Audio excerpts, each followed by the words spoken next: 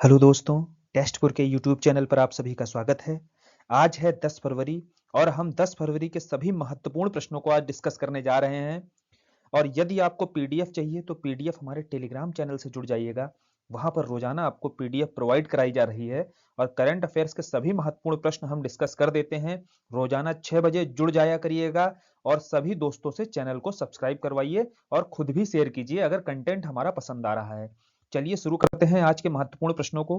पहला प्रश्न है आपका, डॉक्टर एम एस स्वामीनाथन को भारत रत्न से सम्मानित किया जाएगा, वह किस क्षेत्र के व्यक्ति हैं? पहली बात तो आपको पता होना चाहिए कि इस वर्ष जो भारत रत्न की घोषणा की गई है, अभी हाल ही में प्रधानमंत्री के द्वारा पीवी नरसिम्हा राव जो हमारे पूर्व प्रधानमंत्री रहे हैं, चौधरी चरण सिंह और आपके हरित क्रांति के जनक स्वामीनाथन, इन्हें भारत का सर्वोच्च नागरिक पुरस्कार भारत रत्न देने की घोषणा की गई है। क्लियर है? तो यहां पर आपको पता होगा कि स्वामीनाथन को हरित क्रांति का जनक बोला जाता था और हरित क्रांति का संबंध है आपका कृषि से। ठीक है?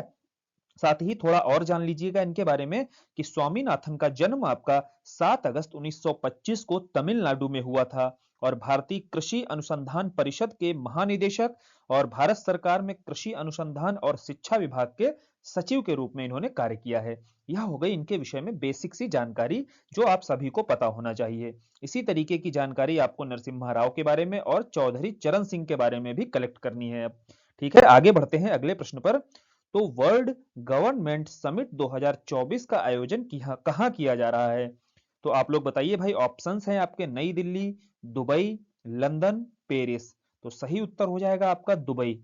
चलिए एक्सप्लेनेशन देखते हैं इसका। तो आपको बता दें कि यह दुबई में 12 से 14 फरवरी के बीच इसका आयोजन किया जा रहा है और इस सम्मेलन में दुनिया भर के 25 से ज्यादा देश और उनके प्रमुख या प्रतिनिधि भाग ले रहे हैं। क्लियर है? और इसमें भारत, तुर्की और कतर को गेस्ट कंट्री के रूप में आमंत्रित किया गया है। अर्थात यहां पर भारत किस तरीके से शामिल हुआ है? एक गेस्ट कंट्री के रूप में शामिल हुआ है और भारत की ओर से प्रधानमंत्री मोदी इसमें भाग ले रहे हैं। और इस वर्ष की थीम क्या है? थीम आपको याद रखनी है। वर्ल्ड गवर्नमेंट समिट की थीम है आपकी भविष्य की सरकारों को आकार देना, मतलब शेपिंग फ्यूचर गवर्नमेंट्स। आगे बढ़ते हैं अगले प्रश्न पर। तो अगला प्रश्न है आपका, वन नेशन वन इलेक्शन समिति के अध्यक्ष पूछ रहा है। तो आपको पता होना चाहिए वन नेशन और वन इलेक्शन, इसका मुद्दा बहुत तेजी से उठा हुआ है ना? बहुत हॉट टॉपिक है यह। तो इसको लेकर अभी एक कमेटी बनाई गई है और उस कमेटी के जो अध्यक्ष हैं आपके हमारे पूर्व राष्ट्रपति रामनाथ कोविंद जी हैं। वर्तमान राष्ट्रपति कौन है आपकी? द्रौपदी मुर्मू हैं। और हमारे भूतपूर्व जो राष्ट्रपति हैं रामनाथ कोविंद, वह इस समिति के अध्यक्ष बनाए गए हैं। और यह समिति बताएगी कि आखिर पूरे राष्ट्र में क्या एक तरीके का एक नेशन में एक इलेक्शन हो सकता है, इसके क्या पॉजिटिव पॉइंट्स होंगे और क्या इसके लूप होल्स हो सकते हैं। सभी चीजों के बारे में यह सरकार को यह समिति क्या करेगी? अपनी रिपोर्ट सौंपेगी। क्लियर है? अध्यक्ष कौन बनाए गए हैं? रामनाथ कोविंद बनाए गए हैं। आगे बढ़ते हैं भाई, अगला प्रश्न देखते हैं। तो महाराष्ट्र सरकार ने स्वास्थ्य और शिक्षा जैसे क्षेत्रों में आर्टिफिशियल इंटेलिजेंस के उपयोग के लिए किसके साथ समझौता किया है? बताइए भाई। यह काफी चर्चा में रहा था कि किसी राज्य की सरकार ने एआई को लेकर के, और वो भी स्वास्थ्य और शिक्षा के क्षेत्र में, कैसे हम आर्टिफिशियल इंटेलिजेंस का बेहतर प्रयोग कर सकते हैं। तो गूगल के साथ में महाराष्ट्र सरकार के द्वारा समझौता किया जाता है। और आपको बता दें कि स्वास्थ्य और शिक्षा और साथ ही साथ कृषि, ऐसे क्षेत्रों में समाधान के लिए एआई का प्रयोग बहुत बेहतर ढंग से किया जा सकता है। इसी संदर्भ में महाराष्ट्र की सरकार के द्वारा गूगल के साथ में यह समझौता किया जाता है। आगे बढ़ते हैं अगले प्रश्न पर। तो जो आपके लिए महत्वपूर्ण था जानना, वह देखिए क्वेश्चन बना करके आपको बता दिया गया है। अगला प्रश्न है आपका, भारत के साथ शेफ वुमेन्स अंडर 19 चैंपियनशिप का संयुक्त विजेता किसे घोषित किया गया है? आपको पता होना चाहिए जो आपका सैफ महिला अंडर 19 फुटबॉल चैंपियनशिप है, इसमें भारत को बांग्लादेश के साथ में, सही उत्तर क्या हो जाएगा आपका? बांग्लादेश। अर्थात बांग्लादेश के साथ में संयुक्त विजेता घोषित किया गया है। भारत और बांग्लादेश संयुक्त रूप से विजेता घोषित किए गए हैं। मैच के दौरान विवाद के बाद ही दोनों देशों को क्या किया गया था? दोनों टीमों को संयुक्त विजेता घोषित कर दिया गया था। आगे बढ़े, अब आज का अगला प्रश्न ले लें। तो अगला प्रश्न है आपका, चेन्नई सुपर किंग ने ऑफिशियल स्पॉन्सर के तौर पर किसके साथ समझौता किया है? भाई यहां बात हो रही है जो आपकी सीएसके है, और ज्यादातर की फेवरेट टीम सीएसके ही रही होगी। क्लियर है? क्यों भाई रही होगी? क्योंकि इसके कैप्टन कौन है? हमारे कैप्टन कूल हैं, महेंद्र सिंह धोनी। तो बात यहाँ यह हुई है कि इसके जो ऑफिशियल स्पॉन्सर हैं, इसको लेकर के सीएसके ने किसके साथ में समझौता किया है? तो उत्तर क्या होगा आपका? उत्तर होगा आपका एतिहाद एयरवेज। देखते हैं भाई, चेन्नई सुपर किंग ने आईपीएल 2024 के लिए जो आपका 2024 का संस्करण है, उसको लेकर के अब आप देखेंगे आईपीएल की जर्सी पर एक नाम लिखा नजर आएगा, और वह नाम क्या होगा? एतिहाद एयरवेज होगा। सभी खिलाड़ियों की जर्सी पर यह नाम स्पष्ट रूप से आपको इसका लोगो दिखाई देगा। क्लियर है? तो आपको किसका लोगो दिखने वाला है भाई? ध्यान से देखना, एतिहाद एयरवेज का। आगे बढ़ते हैं और अब आज का अगला प्रश्न देख लेते हैं। अगला प्रश्न आपका है, भारत के किस राजनयिक ने बिम्स्टेक के महासचिव का पदभार संभाला है? भाई बताइए, बिम्स्टेक के आपके महासचिव कौन हुए हैं, आपके नियुक्त किए गए हैं? तो ऑप्शंस हैं आपके, शांतनु झा, मनोज कुमार, दलजीत सिंह, इंद्रमणि पांडे। बताइए जल्दी। देखिए, इसका सही उत्तर होगा आपका इंद्रमणि पांडे। तो पांडे जी को आपका बिम्स्टेक का महासचिव बनाया गया है। क्लियर है? और यह बिम्स्टेक आपको पीछे भी समझाया है, दोबारा देख लीजिएगा। बी का मतलब है आपका बे ऑफ बंगाल। तो देखिए, भारत यह देख रहे हैं आप, और भारत के आप पूर्व साइड में आपको क्या दिख रहा है?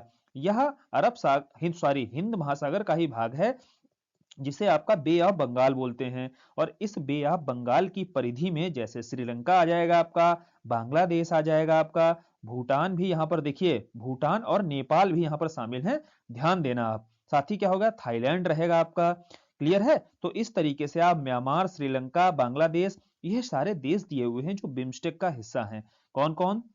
श्रीलंका, बांग्लादेश, म्यांमार, थाईलैंड और नेपाल और भूटान, ऐसे दो देश हैं जो आप देख रहे हैं बे ऑफ बंगाल से सीमा नहीं बनाते हैं, और फिर भी इन्हें भारत का पड़ोसी, है ना, इसके होने के नाते इसको यह बेनिफिट मिला है कि इसे भी बिम्स्टेक का सदस्य बनाया गया है। तो अब बिम्स्टेक के कुल आपके 7 सदस्य हैं, और जो चौथे महासचिव के रूप में पदभार अभी ग्रहण किया है, इंद्रमणि पांडे जी ने ग्रहण किया है। क्लियर है? आगे बढ़ते हैं अब अगले प्रश्न पर। तो पूछ रहा है, किस राज्य सरकार ने छठी से 12वीं, कक्षा 6 से कक्षा 12 तक के पाठ्यक्रम में श्रीमद् भागवत गीता के मूल्यों को शामिल करने का प्रस्ताव किया है? बताइए भाई, श्रीमद् भागवत गीता, इसके मूल्यों को शामिल करने की योजना कौन सी राज्य सरकार बना रही है कक्षा 6 से 12 तक के बच्चों के पाठ्यक्रम में? तो सही उत्तर है आपका गुजरात। गुजरात विधानसभा ने कक्षा 6 से 12 तक के 12वीं कक्षा के स्कूली शिक्षा में इस श्रीमद् भागवत गीता की शिक्षाओं को भी शामिल करने की योजना बनाई है। और इसका उद्देश्य क्या होगा? ताकि वहां के छात्रों में अपने सांस्कृतिक गौरव को लेकर के और हमारे भारतीय मूल्यों को लेकर के एक सकारात्मक भावना बन सके। क्लियर बात है? तो समझ में आ गया होगा, एक यह बेहतरीन कदम माना जा सकता है गुजरात सरकार का। आगे बढ़ते हैं और आज का लास्ट क्वेश्चन देख लेते हैं। भाई अंतिम क्वेश्चन है आपका, 5 दिवसीय विश्व रक्षा शो 2024 कहां संपन्न हुआ है? बताइए भाई, यह कहां पर हो रहा है? और विश्व रक्षा शो, पहले तो यह पता होना चाहिए आपको, किसके बीच हो रहा है? भारत और सऊदी अरब के बीच में। किसके बीच में यह विश्व रक्षा शो है? भारत और सऊदी अरब के बीच में। तो बोले फिर कहां होने का चांस क्या है? आप कैसे आंसर तक जाया करो, पहले आपको यह जाना करो कि रक्षा शो जो है किसके बीच हो रहा है भैया, किसके बीच बेहतर रक्षा संबंधों को लेकर के आयोजन किया जा रहा है? बोले भारत और सऊदी अरब के बीच में। तो इसका आयोजन या तो कहीं भारत में होगा, या तो कहीं सऊदी अरब में होगा। हमें ऑप्शंस दिख रहे हैं भाई, बीजिंग दिख रहा है, तो बीजिंग तो हम काट सकते हैं। क्लियर है? फिर हमें इसके बारे में जानकारी होनी चाहिए। जब जानकारी निकालोगे तो पता चलेगा कि यह आपका जो शो हो रहा है, यह रियाद में हो रहा है। क्लियर है? तो भारत और सऊदी अरब के बीच में बढ़ते रक्षा संबंधों का प्रमाण देते हुए रक्षा राज्य मंत्री श्री अजय भट्ट ने इस समय चल रही जो विश्व रक्षा शो है, इसके लिए भारतीय प्रतिनिधिमंडल के प्रमुख के रूप में कहां की यात्रा की है? रियाद की यात्रा की है। क्लियर? तो भाई जहां यह शो हो रहा है वहीं की तो यात्रा करेंगे। तो इस आधार पर हमें आज के अंतिम प्रश्न का उत्तर मिल चुका है। और यदि कंटेंट आपको पसंद आ रहा है और क्वेश्चंस आपको पसंद आते हैं तो दोस्तों के बीच शेयर किया कीजिए, ताकि हमारा भी मनोबल बढ़ेगा। और रोजाना आप 6 AM पर अपने रूटीन में इसे शामिल कर लीजिएगा। रोजाना आपको करंट अफेयर्स के प्रश्न प्रोवाइड करे जा रहे हैं। बेहतर प्रश्नों का संकलन किया जाता है ताकि आप एक क्वालिटी कंटेंट पढ़ें और आपके एग्जाम में करंट अफेयर्स की जो समस्या है बनी रहती है वह पूर्णतः खत्म कर दी जाए। ठीक है। और 10 से 12 मिनट रोजाना आपको देने हैं और देखिए करंट आप 1 महीने के बाद कितनी बेहतर स्थिति में आ जाएंगे। चलिए आज का वीडियो यहीं खत्म करते हैं, फिर मिलते हैं नए वीडियो के साथ। धन्यवाद।